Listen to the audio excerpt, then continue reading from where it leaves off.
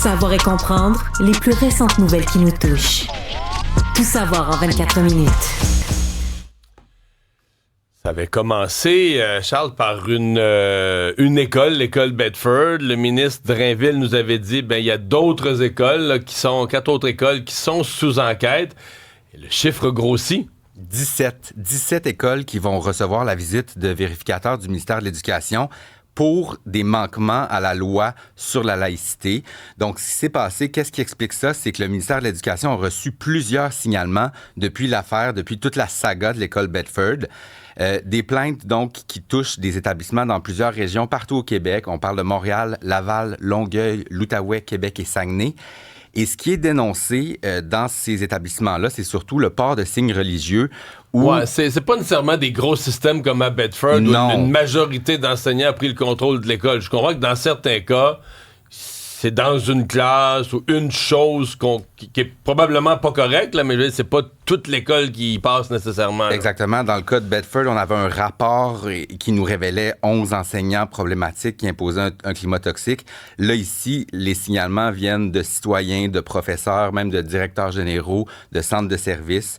Donc, c'est ça. Sur les 17 écoles, 10 sont des écoles primaires, 7 sont dans des écoles secondaires et il y a 3 qui en faisaient déjà partie d'une enquête, là, comme tu disais, les 4.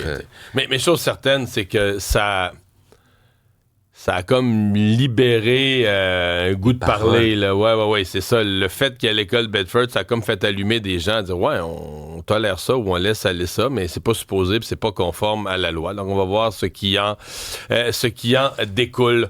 On a des nouvelles là, du REM, parce que, il y a une section du REM là, qui mène vers la Rive-Sud qui est en fonction depuis déjà un bon bout de temps, mais il y a deux autres sections pour lesquelles on attendait une date de mise en service. Oui, à l'origine, ces 2 autres tronçons-là, donc on parle de l'antenne nord qui va jusqu'à Deux-Montagnes et l'antenne ouest qui va se rendre jusqu'à L'Anse-à-l'Homme. Ça devait être en fonction cette année.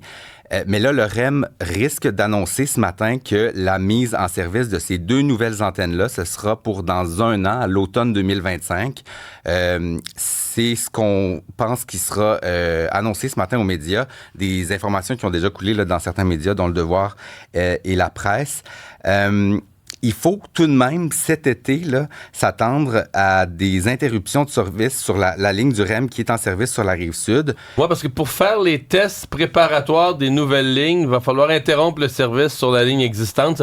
J'ai vu ça, c'est pas trop clair pour moi le pourquoi, puis en termes de fréquence, quel nombre de journées on va perdre. Oui, en gros, c'est qu'on doit fusionner toutes ces 3 tronçons-là, puis pour fusionner ça, va falloir probablement même faire un arrêt possible pendant 1 mois l'été prochain. Il pourrait y avoir des autobus qui seront mis en place pour justement assurer un service sur le réseau.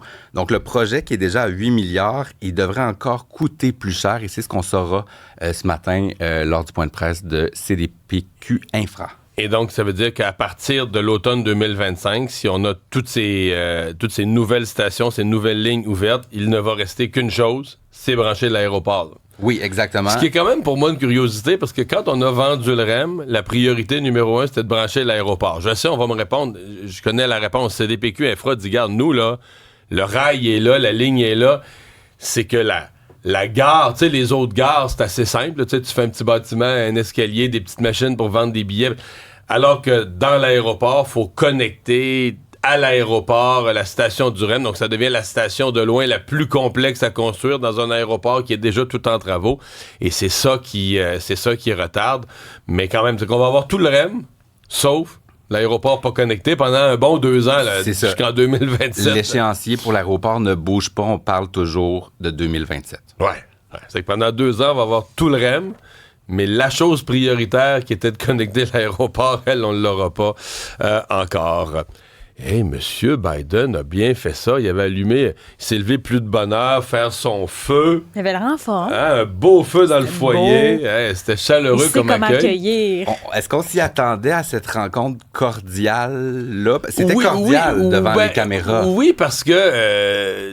Tu sais, Donald Trump, je pense, là, il est tellement gagnant. Là. D'ailleurs, tu vas y revenir. Là, on a confirmé, il gagne aussi la Chambre des représentants, confirmé, tout gagné. sais, à un moment donné, il faut que tu aies de la classe. Tu peux juste être un bon gagnant. Et Joe Biden, lui, veut laisser l'héritage qu'il aura fait une transition pacifique. Donc, ça a donné une rencontre globalement cordiale. Oui. Courtoise. On a promis de tout faire pour faciliter la transition, mais la journée, du point de vue de toutes les nominations, a quand même été hyper occupée.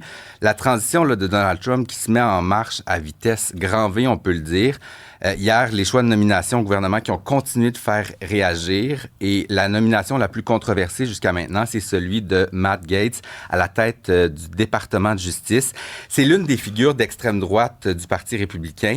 Lui-même a fait maintes fois a été visé par des enquêtes, dont une pour trafic sexuel et entrave à la justice, de la part du département qu'il s'apprête l'idée d'un ministre de la Justice qu'on recherche généralement quelqu'un d'une probité exceptionnelle au-delà de tout soupçon.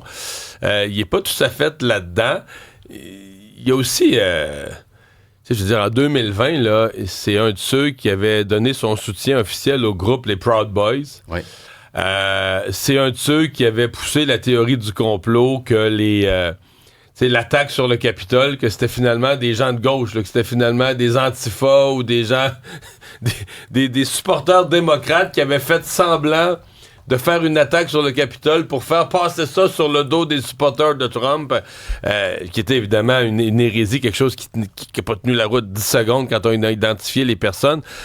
De toutes les nominations, c'est celle qui me fait. Les autres, je comprends qu'il y a des gens qui s'y opposent, mais tu dis, OK, mais si t'es pas d'accord avec le programme de Trump, je comprends que tu sois pas d'accord avec les gens qui nomment pour exécuter son programme.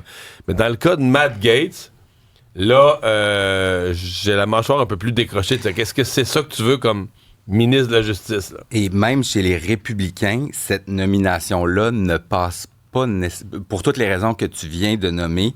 La nomination, elle passe pas pour certains républicains et on peut entendre là-dessus Antoine Yoshinaka, qui est professeur au département de sciences politiques de l'Université de Buffalo. Il y a beaucoup de gens qui ne l'aiment pas nécessairement, qui trouvent qu'il est un peu trop, qui est très combatif, même avec ses collègues républicains. C'est quelqu'un de très connecté, il est très près de M. Trump et là, aujourd'hui, avec sa nomination, moi, je suis pas sûr que ça va nécessairement passer là, facilement. Je pense qu'il va y avoir peut-être un peu de difficulté à se faire confirmer par le Sénat. Ah voilà. Donc, on s'entend, tu disais tout à l'heure, les nominations. Donald Trump, c'est un train présentement. Là. Je veux dire, d'abord, il a tout gagné. Là. Il s'est confirmé hier. La Chambre des représentants, le Sénat, la Maison-Blanche, la majorité absolue. Il a tous les pouvoirs. Et il semble vraiment prêt, là, la vitesse.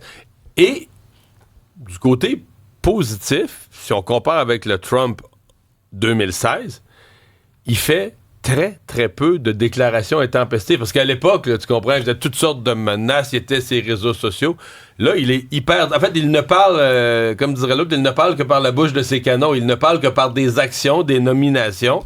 Mais il s'épivarde pas à dire toutes sortes de choses. Je trouve que ça lui donne un air plus crédible. On dirait que c'est un peu plus ce qu'il fait.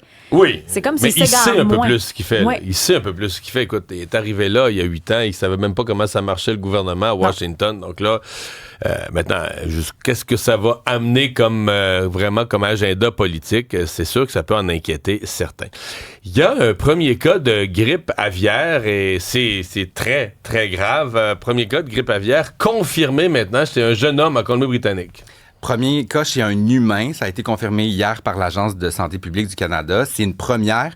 L'adolescent qui a contracté la maladie se trouve actuellement dans un hôpital pour enfants de la Colombie-Britannique. Bon, il n'y a aucun autre cas qui n'aurait été identifié à ce jour.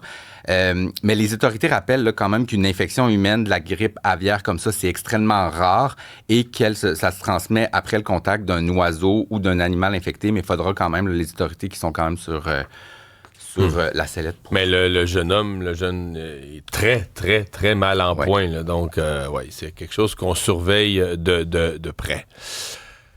à la culture, Céline Dion qui est apparue en Arabie Saoudite, une apparition qui n'a pas vraiment été annoncée. Non, mais là, c'est la nouvelle du jour, là, parce qu'elle a premièrement foulé le tapis rouge. Hier, c'était, dans la capitale de l'Arabie Saoudite. Elle était accompagnée de René Charles sur le tapis rouge. Elle avait une grande robe rose avec des épaulettes. Elle avait l'air en forme et elle était sur place pour le défilé de mode. C'est le 40e anniversaire de la maison du styliste libanais Elie Saab Ariad. Donc, lui, c'était un événement qu'il faisait pour souligner le 45e anniversaire de sa maison. Alors, elle faisait partie, finalement, du spectacle. Et c'est là que tout le monde a été surpris. Elle a fait 2 chansons. Donc, sur scène, elle est Donc, c'est un défilé de mode globalement à l'événement. Exactement. Qui souligne un anniversaire important. On connaît l'amour de Céline Dion pour la mode. Donc, ça fonctionnait bien qu'elle soit là pour l'anniversaire, finalement, d'Elie Saab. Alors, sur scène, elle portait une grande robe en or avec une cape en or. Les danseuses également qui étaient autour d'elle, qui étaient magnifiquement habillées comme c'est de la haute couture.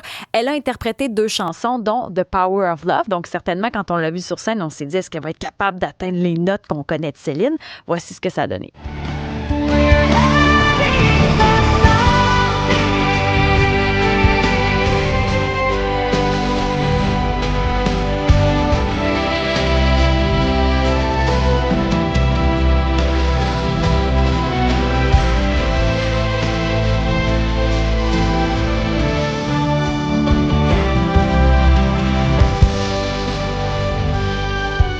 C'est beau! Ouais!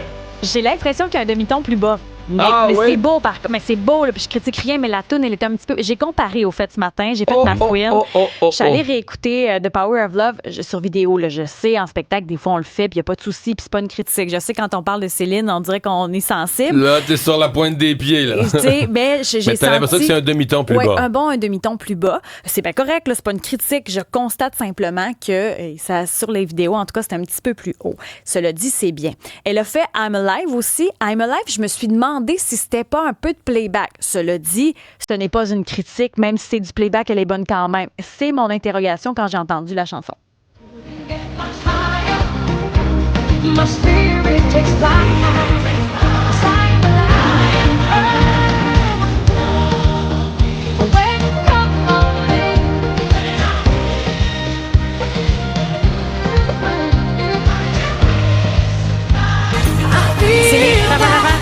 C'est les fa-fa-fa-fa qui m'ont questionné. c'est ça, parce que le micro est pas... Quand elle fait fa-fa-fa-fa, le micro est pas aligné avec sa bouche. Peut-être que c'est sur une trame aussi. Bref, peu importe que ce soit playback ou pas, c'était vraiment magnifique. Les chorégraphies aussi l'étaient. C'est là qui a fait sourire tout le monde cette semaine en travaillant avec... les appareils Apple, que moi, je n'ai pas, mais avec Siri. Oui, ça, c'est drôle, puis ça fait vraiment réagir. Céline Dion a testé avec Siri si Siri était capable de lui présenter l'hymne à l'amour qu'elle a fait aux Olympiques. Donc, elle a demandé à Siri en anglais une première fois, l'hymne à l'amour en anglais. Siri n'est pas capable de trouver la réponse, n'est pas capable de lui fournir une réponse. Donc, elle essaie une deuxième fois. Hey, Siri, can you play l'hymne à l'amour by Céline Dion, please? I cannot find that track by Celine Dion, but here is My Heart Will Go On. Mais Maybe I découragée. should speak really French from Parisian. Hey Siri, play l'hymne à l'amour by Céline Dion. Okay, here is Hear Me Lama by Celine Dion. Il faut prendre l'accent français. Bon, selon sa mise en scène, il faut prendre l'accent français pour que ça fonctionne. Bon, est-ce que c'est un Elle stunt? est très Ça se drôle, pourrait, la mais très face qu'elle drôle. fait. Puis, tu sais, elle embarque dans le jeu. Elle est bonne avec les réseaux sociaux. Ça fonctionne. Je trouve qu'elle a vraiment une aisance avec ça. Moi, j'ai trouvé ça drôle. Elle a un bon sens de l'humour. Puis, tout ça nous indique, tu sais, la rumeur qu'elle aurait peut-être une résidence à Vegas en 2025. C'est comme si toutes ces petites actions nous portent à croire que c'est pas Qu'elle impossible. prépare quelque chose, en tout cas. C'est sûr, parce que... On sait pas quoi, mais après, c'est impossible qu'elle prépare pas quelque chose. Les Grammy en février, quand elle a remis un prix à Taylor Swift. Ensuite, il y a eu le documentaire qui a fait grand bruit, sa prestation sur la Tour Eiffel lors des Jeux olympiques. Ensuite, il y a eu plein de vidéos lors de la soirée du football des Steelers contre les Cowboys. Ça a fait réagir quand elle s'est versée du Gatorade sur la tête. Il y a eu plein de vidéos comme ça quand elle a publié l'hymne à l'amour qui était disponible sur Spotify. Et ça se multiplie, ça se rapproche. Donc là, qu'elle ait pu participer à l'événement des 1001 saisons d'Elie Saab et que ça a bien fonctionné, qu'on peut garder espoir. Il y a la frontière entre la culture et le sport. Il y a Guillaume Latendresse, devenu commentateur à la télé, qui fait aussi la poche bleue, qui a senti le besoin de prendre un temps d'arrêt. Oui, il a annoncé le désir de prendre une pause de ses activités professionnelles hier. Il veut se concentrer sur sa santé mentale. L'ancien joueur du Canadien, qui a 37 ans, évoque des difficultés récurrentes qu'il attribue possiblement aux commotions cérébrales qu'il aurait subies dans sa carrière d'hockeyeur. Parce que, comme tu le dis, c'est lui-même qui a fait l'annonce. Donc, il a pris les devants et il a fait l'annonce de sa propre pause. Exactement. Et il y a son ami de longue date, Maxime Lapierre, qui a salué cette initiative lors de son passage hier à l'émission d'ici. Je sais à quel point que c'est un combat difficile là, quand tu commences à accumuler les commotions, puis le stress embarque, puis la qualité de vie. Ben à un moment donné, je pense que c'est important de penser à toi. Guillaume, c'est un gars qui donne tout pour tout le monde, tout le temps, toujours là, prêt à aider. Tu sais, ça veut pas dire que c'est dramatique. Ça veut dire qu'il a besoin de temps pour partir la machine. Puis je suis pas inquiète pour lui. Je pense qu'il va faire les bonnes choses. Puis tu sais, des fois, juste d'enlever tous les projets qu'on a ensemble, qui sont très plaisants, mais qui peuvent tirer du jeu aussi. À un moment donné, c'était la chose à faire. Puis je respecte ça énormément. Ouais. Effectivement, on lui souhaite la meilleure des chances parce que je comprends que dans son message, il est assez clair qu'il veut que c'est une pause, là, que son intention est de revenir. Ce soir, le Canadien va d'ailleurs être en action. Oui, contre le Wild, il joue au Minnesota. Canadien qui revient d'une victoire de 7-5 au cours duquel le capitaine Nick Suzuki a marqué 2 buts, 4 passes. Un match résolument offensif pour le Canadien de Montréal au cours duquel Caden Primo, le gardien, a laissé passer plusieurs buts. Faut donc s'attendre à voir ce soir devant les filets Samuel Montembeault. Match important pour le Canadien qui voudra sûrement continuer sur sa séquence victorieuse d'une victoire. Faut le dire. Séquence. On se demandait si Marc-André Fleury allait garder les buts parce qu'il est mais il garde pas souvent là, saison finale, saison avant sa retraite. Et il semble que ce sera pas le cas là, pour le gardien de Sorel.